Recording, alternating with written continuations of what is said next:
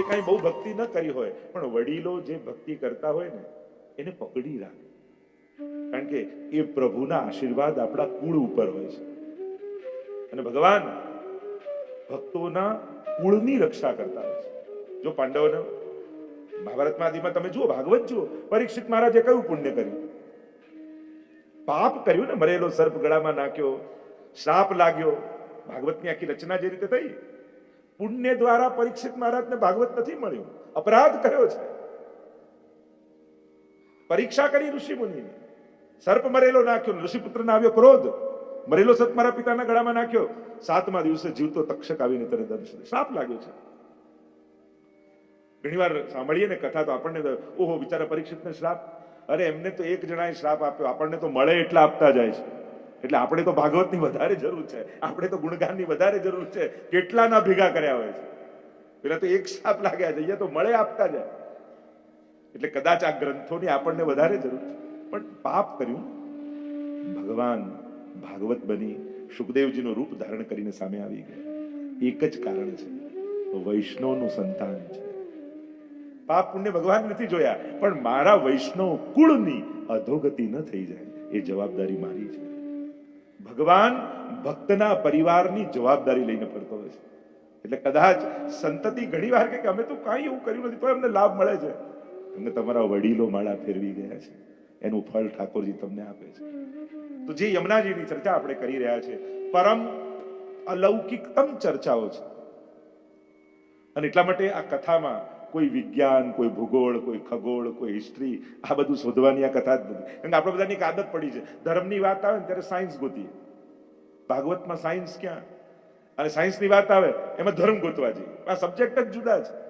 Spirituality એક જુદો subject છે, એને સાયન્સના સિક્કાની જરૂર નથી. આ એક જુદી ભાવના છે, એક જુદું વિશ્વ છે, એક જુદી સૃષ્ટિ છે કે જેનામાં પ્રવેશ કરી તમારો આત્મા પરમાત્માનો અનુભવ કરે છે. એટલે આમાં સાયન્સનો સિક્કો લાગ્યો છે કે નહીં એ શોધવાની કોશિશ ન કરતા.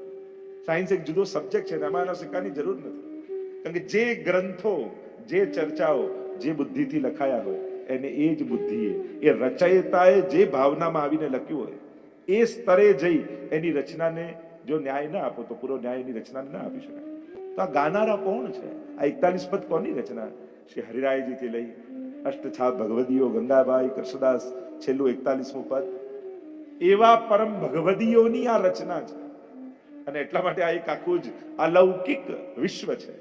અને એ વિશ્વમાં જ્યારે તમે પ્રવેશ કરતા હો ત્યારે લૌકિક વિષયોની સાબિતી ગોતવા ન રહેતા, નહીં તો મોટું ચૂકી જશો. મોટા પ્રેમોના કારણ ન હોય. માં મને કેમ પ્રેમ કરે છે, કોઈ એનું કારણ હોય? મોટી વસ્તુઓના કારણ, નાની વસ્તુ વ્યવહારિક જગતના કારણ હોય. પ્રેમનું કારણ જ્યારે મળે ને ત્યારે પ્રેમ નાનો થઈ જાય. એ અકારણ હોય ત્યારે જ એની ઊંચાઈ છે. તું મને કેમ પ્રેમ કરે છે? કે તું ધનવાળો છે, તું રૂપવાળો છે, તું બળવાળો છે, તો તું પ્રેમ નાનો થઈ ગયો. મને ખબર નથી કે તેના માટે મને કેમ પ્રેમ છે. અને જ્યારે ઉત્તર ન મળે ને ત્યારે પ્રેમની ઊંચાઈ માનવી. તો આ પ્રેમનો પ્રવાહ એ જ શ્રી યમુનાજી છે.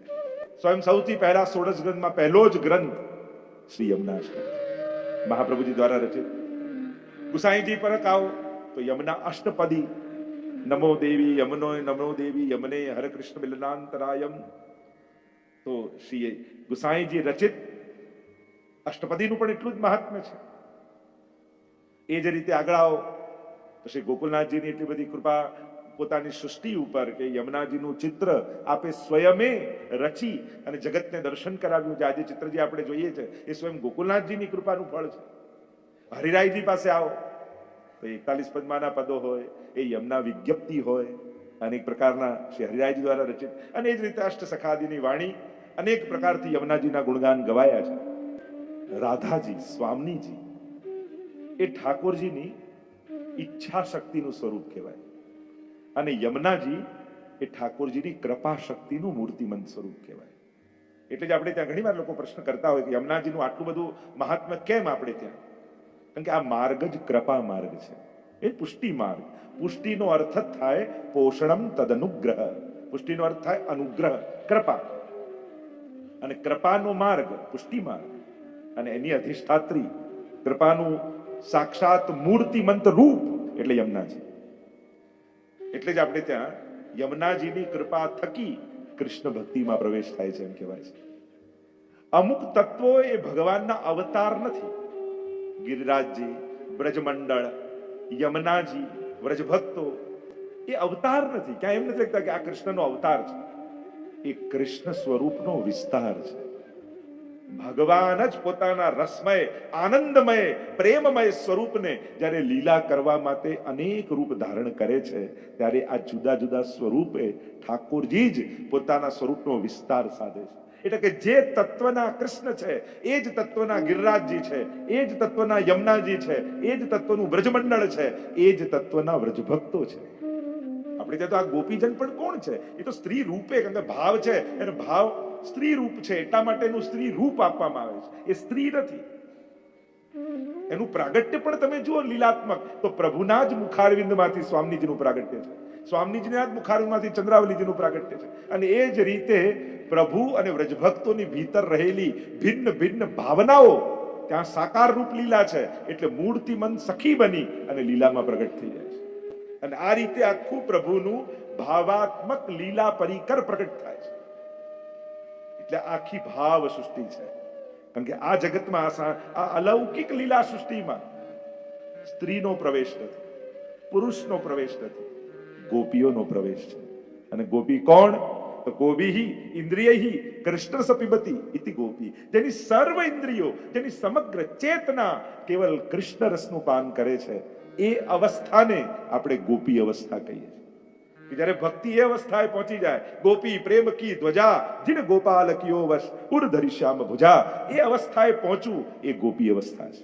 અને મહાપ્રભુજી સ્વયં કહે છે આપણા માર્ગના ગુરુ ગોપીજનો છે. ગુરવઃ ગોપિકાનામ, આપણા ગુરુઓ ગોપીજનો છે. અને જ્યારે એ અવસ્થા આવે છે ત્યારે આ લીલા રસનો અનુભવ જીવને થાય છે. તો કૃષ્ણ એટલે પ્રેમ, કૃષ્ણ એટલે આનંદ, કૃષ્ણ એટલે રસ, કૃષ્ણ એટલે ઉત્સવ. તો રસો વૈ સહ, કૃષ્ણનું સ્વરૂપ શું છે?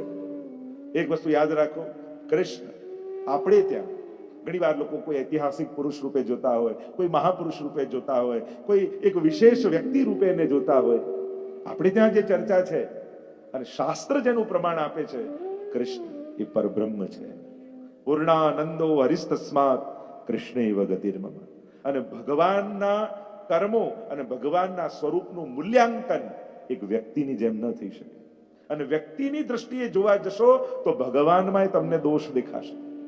એટલે સૌથી પહેલા આ ગણિત સમજી લેવું બહુ જરૂરી છે કે ગીતાજીના એ ભગવાનના વચનો, જન્મ કર્મ ચમે દિવ્યમ, મારા જન્મ અને કર્મ દિવ્ય છે, અલૌકિક છે, લૌકિક વ્યક્તિ જેવા નથી. આપણો દેહ કે પૃથ્વી જળ તેજ વાયુ આકાશ 5 તત્વનો બનેલો છે, એવો ભગવાનનો વિગ્રહ નથી, એવું સ્વરૂપ ભગવાનનું નથી. ભગવાન તો કેવલ આનંદ માત્ર કરપાદ મુખોદરાદી, જે સર્વાંગ આનંદમય છે એવું ભગવાનનું સ્વરૂપ છે.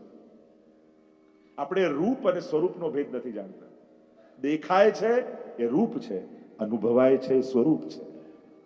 એટલે જ આપણે ત્યાં દરેકના જુદા જુદા રૂપ અને સ્વરૂપની ચર્ચા છે. આપણે એમ કહીએ ઠાકોરજીના નેત્રો કમળ જેવા, શ્યામ વર્ણ, વાંકળિયા કેશ, આ રૂપનું વર્ણન છે. સ્વરૂપ કેવું છે? તો કે આનંદ માત્ર કરપાદ મુખોદર, જે સર્વાંગ આનંદમય, આનંદ રસ પ્રેમ જ્યારે મનુષ્યની આકારમાં ઢળે અને જે રૂપ બને એ ભગવાનનું રૂપ છે, સ્વરૂપ છે. એટલે ભગવાનને લૌકિક નહીં જાણવા એને આધ્યાત્મિક જગતમાં અપરાધ કયો છે. લૌકિક બુદ્ધિથી લૌકિક કર્મોનું જે મૂલ્યાંકન કરો છો, એવા પ્રભુની લીલામાં લૌકિકતા જોઈએ, દોષ છે. એટલે જ આપણે સમજાવતા હોય કે કર્મ અને લીલાનો ભેદ જાણી લેવો. મનુષ્ય કરે કર્મ છે, ભગવાન ક્યારે કોઈ કર્મ કરતા નથી. ગીતાજી જો તમે વાંચો તો તમને સ્પષ્ટ થાય, નમામ કર્માણી લિંપંતી નમે કર્મ ફલે સ્પૃહા. હું કર્મ કરતો નથી, કર્મ કરવાની ઈચ્છા નથી, કર્મ ફળ મારે ભોગવવા પડતા નથી, કારણ કે હું કર્મ કરતો જ નથી, હું લીલા કરું છું. અને લીલા કોને કહેવાય? અનાયાસેન હર્ષાત ક્રિયમાણ ચેષ્ટા સલીલા. જ્યાં કેવલ આનંદની અભિવ્યક્તિ હોય એને લીલા કહેવાય. ભગવાનને આ કરવાનું કોઈ ઇન્ટેન્શન નથી હોતું, એ કેવલ પોતાના આનંદને અભિવ્યક્ત કરે છે. એટલે આ બે ભેદ સમજી લેવું. એટલા માટે ક્યારે પણ કૃષ્ણ લીલાને જોતા હો ત્યારે મનુષ્યના કર્મોની જે મૂલ્ય, ઓ ભગવાન અહીંયા ખોટું બોલ્યા, ભગવાને આ માખણ ચોરી, ભગવાન આમ ભાગ્યા, ભગવાને આમ કર્યું, આ બધા કર્મ રૂપે જુઓ તો એ નિંદનીય, સત્ય અસત્ય, ધર્મ અધર્મ આવે. ભગવાન જેમ નાટકમાં કોઈ વિલનનો રોલ કરે અને બહુ સારો રોલ કરે તો એને સજા મળે કે એવોર્ડ મળે? એવોર્ડ. અને એ જ કામ જો ગામમાં આવીને કરે તો સજા મળે. તો સ્ટેજ પર કરવું એ લીલા છે, ગામમાં કરવું એ કર્મ છે. ભગવાન લીલા કરે છે, નાટક કરે છે, અને એ લીલામાં ભગવાન જે કંઈ પણ કરે છે એ કેવલ ભક્તોને આનંદનું દાન કરવા માટે કરે. અને એટલા માટે પ્રભુનું એક કર્મ નિંદનીય નથી, સ્તુત્ય છે. આપણે કેવું વખાણ, એને કેવો સરસ વિલનનો રોલ કર્યો. વિલનનો સારો કહેવાય, એને રોલ સારો કર્યો છે, વિલન નથી.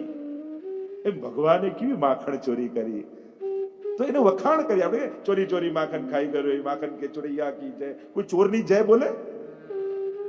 પણ એનું નાટક છે, એની લીલા છે, એટલે એની જય પણ એની સ્તુતિ છે. એને ચોર કેવો પણ એની સ્તુતિ છે. એ રણછોડીને ભાગે એની સ્તુતિ છે. બોલો રણછોડ ભગવાન જય બોલીએ. રણછોડ ભાગ્યાની જય. અરે જે ભાગી ગયો એની જયકાર કોઈ કરે? જો ડાકોરનું શું ફેમસ છે? હા, રણછોડરાય. બધા ગોટા જ યાદ આવે.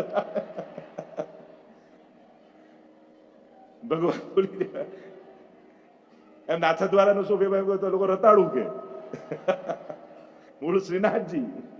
મૂળ વાત એ છે. તો જે વાત કરી રહ્યો છું વિલનના રોલના કાયમ ઠાકોરજી દુગ્ધાદિ ચૌર્યેણ યશો વિસાય. દુગ્ધાદિની ચોરી કરી ભગવાન યશનો વિસ્તાર કરે છે. ચોરના વખાણ કરે છે લોકો. લોકો એવી માનતા રાખે છે કે અમારા ઘરે ચોરી થાય તો બહુ સારું. વિચાર કરો, કોઈ એવી માનતા રાખી આ પાડોશી ત્યાંથી મારે ત્યાં થયો હતો? યા કોઈ વખાણ કરે અમારે ત્યાં જે ચોર આવ્યો ને ખરેખર એટલો સરસ હતો? કોઈ પ્રશંસા કરે? આ તો ગોપીઓ વખાણ કરે છે, માનતા રાખે છે. ગિરિરાજ બાબા સવા શેર માખણ ચડાવીશ, પ્રભુ મારા ઘરે પધારે. તો આ તો લીલા દ્વારા પ્રભુ આનંદનું દાન કરે છે. તો એવી આ લીલા સૃષ્ટિ છે જેમાં આપણે પ્રવેશ કરવા જઈ રહ્યા છીએ. અને એ પ્રવેશ આપણી દ્રષ્ટિ છે યમુનાજી પર. કારણ કે લીલામાં ઘણી બધી ચર્ચા કરી શકાય. એ ગિરિરાજજી પણ લીલાત્મક છે, એ સ્વામીજી પણ લીલાત્મક છે, ચંદ્રાવલીજી પણ લીલાત્મક છે, બ્રજમંડલ પણ લીલાત્મક છે. આ બધું લીલાત્મક છે. વ્રજની ભૂમિ પણ હિસ્ટોરિકલ પ્લેસ નથી, લીલાત્મક ડિવાઇન પ્લેસ છે. આ બંનેમાં ફરક છે. ઐતિહાસિક ભૂમિ નથી કહેવાતી વ્રજને, લીલા સ્થળી કહેવાય છે. જ્યાં ઘટના ઘટી ગઈ હોય અને પછી એના ચિહ્નો હોય તો આપણે કહ્યું કે હિસ્ટોરિકલ, આ ઐતિહાસિક સ્થળ છે. પણ જ્યાં અખંડ લીલા ચાલી રહી હોય એને લીલા સ્થળી કહેવાય. ત્યાં આજે પણ આ સઘળી લીલાઓ ચાલી રહી છે. એટલે એ ફરક છે. ઐતિહાસિક સ્થળ જુદા હોય, લીલા સ્થળ જુદા. ત્યાં અખંડ આજે પણ જ્યાં જ્યાં જે લીલાઓ ઠાકોરજીએ કરી ત્યાં ત્યાં તે લીલાઓ આજે પણ ચાલી રહી છે. અને એટલે આજે ચાલી રહી છે તો આજે પણ એનો અનુભવ થઈ શકે, આજે પણ એ લીલામાં પ્રવેશ થઈ શકે. કારણ કે પુષ્ટિ ભક્તોનું લક્ષ્ય શું હોય છે? આપણું મુખ્ય ગોલ શું, એમ શું, પરમ ફળ શું?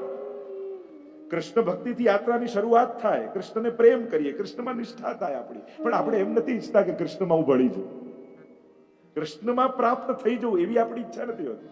આપણો લક્ષ્ય શું હોય છે? ભગવાનની લીલામાં મારી પ્રાપ્તિ થાય. રાસ લીલામાં, હોરીખેલ લીલામાં, દાન લીલામાં મારી પ્રાપ્તિ ભગવદ લીલામાં થાય. અને આ જ્યારે આપણું લક્ષ્ય છે, કારણ કે ભગવત સીધી પ્રાપ્તિ ભગવાનમાં કરવી હોત તો ભગવાન જ કાફી હતા, પછી બીજા કોઈ લીલા પરિકરની જરૂર નહોતી. પણ લીલામાં પ્રાપ્તિ કરવી છે એટલે યમુનાજીનો આશ્રય કરવો પડે છે. કારણ કે હેત કરી દેત શ્રી યમને વાસ કુંજે, યા રાસમાં દેત તારી કર લેત ઝટકે, એવા અનેક પ્રકારના આગળ પદોની ચર્ચા કરીશું. તો કૃષ્ણ લીલાની પ્રાપ્તિ યા કૃષ્ણ લીલામાં આપણી વ્રજભક્ત રૂપ બનીને પ્રાપ્તિ થાય અને એમાં કૃષ્ણ રસનો પરમ અનુભવ કરીએ, એ પરમ લક્ષ્ય એ કૃષ્ણ ભક્તનું હોય છે, એક પુષ્ટિ ભક્તનું હોય છે. એટલે એ સ્પષ્ટતા થઈ જવી કે આપણે પામવા શું ઈચ્છીએ છીએ, આપણે શું ફળ પ્રાપ્ત કરવા ઈચ્છીએ છીએ. તો દરેકનું એક પરમ ફળ. કારણ રાસ સમયે ભગવાને પોતાના સર્વોચ્ચ આનંદનો અનુભવ રજભક્તોને કરાવ્યો. એટલે દરેક કૃષ્ણ ભક્તિની આકાંક્ષા હોય કે અમારી રાસમાં પ્રાપ્તિ થાય. અને એ પ્રાપ્તિ કરાવનારા શ્રી યમુનાજી છે. અને એટલા માટે આપણે ત્યાં યમુનાજીના ગુણગાન, યમુનાજીનું આરાધન, યમુનાજીની સેવા આ વિશેષ મહાત્મ્ય રાખે છે. કારણ કે આપણા પરમ ફળ સુધી આપણને પ્રાપ્ત કરાવનારા શ્રી યમુનાજી છે. એટલે તો જીવનું પણ જ્યારે બ્રહ્મ સંબંધ થાય, બ્રહ્મ સંબંધ જબ હોત યા જીવ કો तब ही इनकी भुजा वाम फरके, दौर कर शोर कर जाए पियसो कहे, अति ही आनंद मन में जो हरके. 41 પદોમાં બધી ચર્ચા આવશે. રાસ રસ સાગર શ્રી યમને જુજા, શ્રી યમને રસખાન કો શીશ નાઉ. આ એક એક રસ શબ્દ, જ્યાં જ્યાં રસ શબ્દ વપરાય, માનો એ કૃષ્ણ માટે છે. કારણ કે શાસ્ત્રમાં કૃષ્ણને રસો વૈ સહ, એ રસરૂપ છે, એ આનંદ રૂપ છે. એટલે આપણે નંદઘર આનંદ ભયો. કોણ પ્રગટ્યું છે? કોઈ બાળક નહીં, કોઈ છોકરો નહીં, કોઈ દેવકીજીનો દીકરો નહીં, યશોદાજીનો દીકરો નહીં. વેદમાં જેના માટે એમ કહ્યું આનંદ માત્ર કરપાદ મુખોદરાદી, જે સર્વાંગ આનંદમય છે, એ બ્રહ્મ નંદ બાબાના ઘરે પ્રગટ થયા છે. એટલે કહીએ છીએ નંદઘર આનંદ ભયો. પણ કયા નામે? તો કે જય કનૈયાલાલ, કૃષ્ણ નામ. પ્રગટ તો ઈશ્વર થયો છે.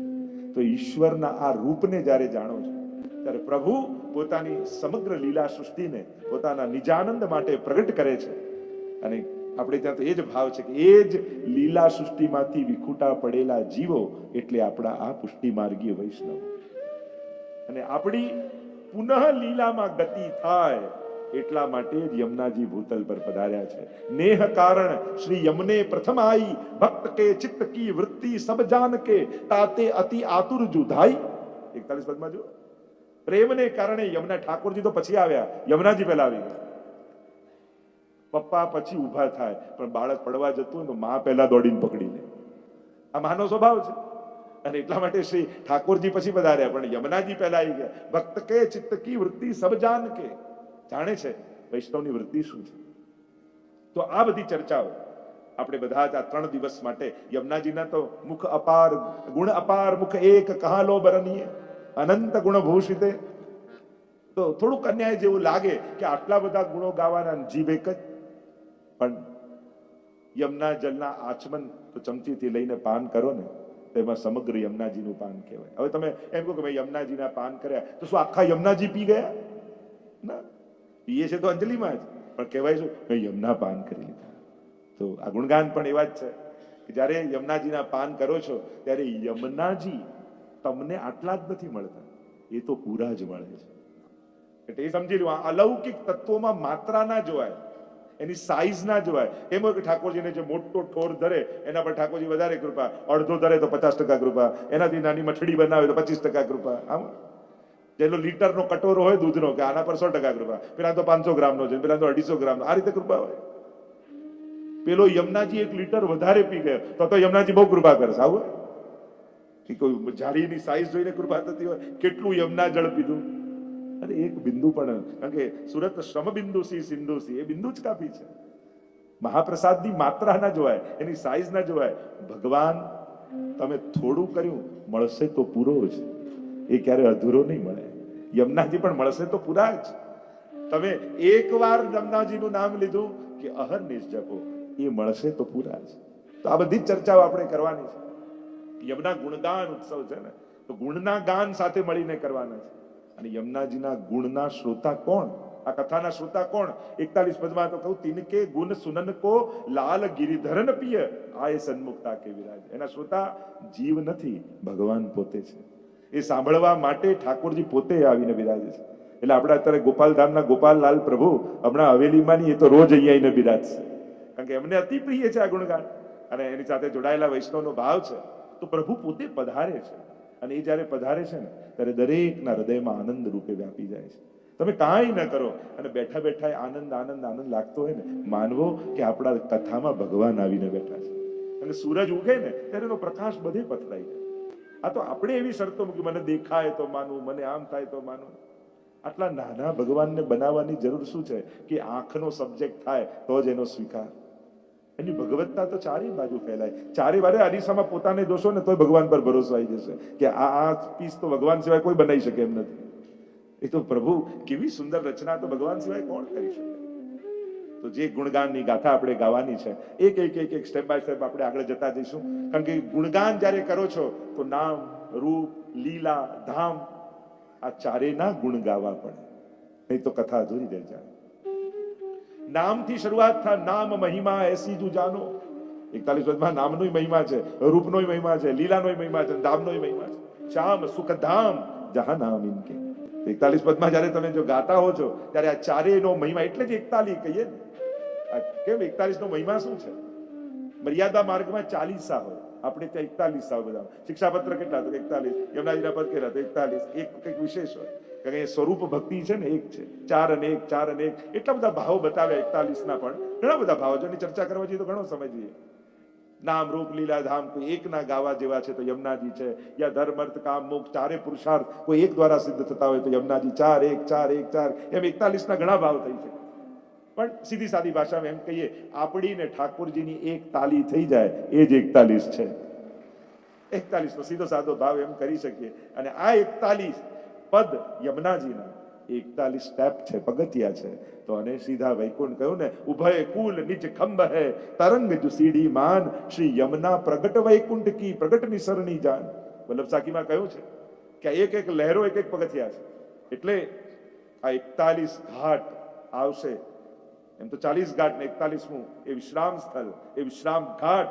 એટલે આપણું જીવન યમનોત્રીથી વિશ્રામ ઘાટ સુધીની યાત્રા એ આપણી છે. શરૂઆત થાય ભાવના પ્રવાહની, અને કદાચ સાંભળતા સાંભળતા યમુનાજી ભાવનું દાન કરે ખરા.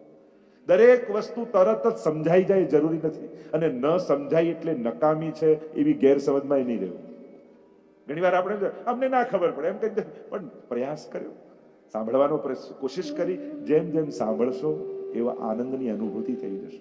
પણ ઘણી વાર ઉત્તમમાં ઉત્તમ વસ્તુઓને આપણે બહુ નાની વાતમાં છોડી દેતા હોય અને જીવનનો કેટલો મોટો આનંદ ગુમાવી દેતા હોઈએ છીએ. જીવનમાં કેટલી મોટી એક જે ધરોહર મળવાની છે એનાથી આપણે વંચિત રહી જઈએ છીએ.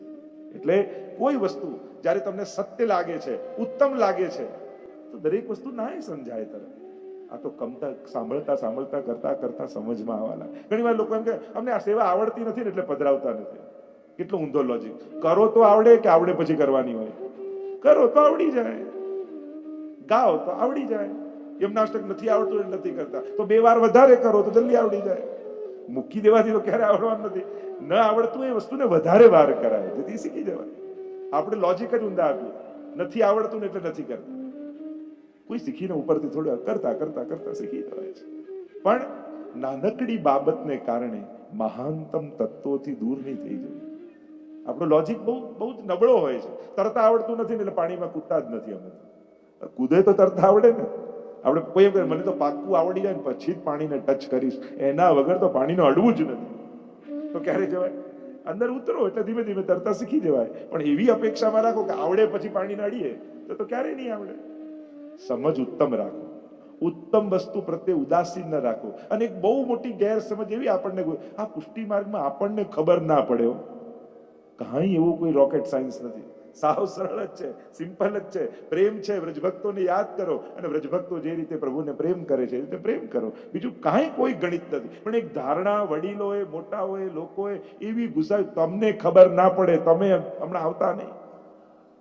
અને પધરાવણીમાં તો એવું જ થાય. બહેનોએ પહેલેથી ભાઈઓને સમજાય, જો તમને બોલતા આવડતું નથી, આગળ આગળ આવતા નહીં, પાછળ રહેજો. હું કહું ત્યારે આવજો હાથ લગાડવા માટે. પેલાને બોલાવીએ તો દૂર દૂર ફરતો હોય, અમને એમ થાય કે આવતા કેમ નથી? તો પહેલેથી કલાકની ઇન્સ્ટ્રક્શન એવી મળી ગઈ હોય, હવે આવશે, બોલશે તો શીખી જશે. આમાં કાંઈ કોઈ એવું અઘરું નથી. સિમ્પલ લોકો કે ડોક્ટર થઈ જાય, લોયર થઈ જાય, સીએ થઈ જાય, કેટલું અઘરું અઘરું ભણી લો છો. આમાં તો કાંઈ કરતા કાંઈ નથી. સહજ શુદ્ધ પ્રેમ સાથે આગળ જઈએ તો કાંઈ કોઈ ગણિત નથી. પણ પ્રભુનો એ આનંદ અનુભવ કરાવવો કેટલી મોટી વાત છે. કારણ કે જીવનમાં ઘણી વાર એવો સમય આવશે કે દરેક માણસો પરથી ભરોસો ઉઠશે. એવા સંજોગો આવશે. સગા સ્વજનો નિકટના હોય ને એનોય વિશ્વાસ નહીં રહે. અને આજે થાય છે એવું. આજે હૃદયની વાત કોની આગળ ખુલીને કહેવી એવા ખભાઓ જ નથી રહ્યા. ભલે નિકટના સંબંધી હોય તો ડર લાગે કે આને કહીશું તો 4 જણાને કહી આવશે, આપણી મજાક કરશે. આજે એવા ખભાઓ નથી રહ્યા કે જ્યાં દિલ ખોલી શકાય, માથું મૂકીને રડી શકાય. ક્યાં માણસ છે? પણ ભગવાન પર ભરોસો હશે ને તો એવા સમયે ભરોસો બહુ કામ લાગશે. પ્રભુ પરનો એ વિશ્વાસ તમને તમારા નબળા સમયમાંથી પાર ઉતારી દેશે. કોઈ હોય ન હોય, મારો ઠાકોરજી મારી સાથે છે, એ જે વિશ્વાસ છે એ ગમે તેટલો લોકો એમ કહેતા હોય કે મારે કોઈની જરૂર નહીં, મારી લાઈફ છે, મારી રીતે જ રહીશ, મને કોઈએ કહેવાનું નહીં, મને બધી ખબર છે. ઇન્ડિવિજ્યુઆલિટી અત્યારના સમયનો બહુ મોટો રોગ છે. એમ થાય મારે કોઈની જરૂર નથી. અરે પડવાની છે ઘરના લોકોની, નહીં તો મારું ફ્રેન્ડ સર્કલની પડશે.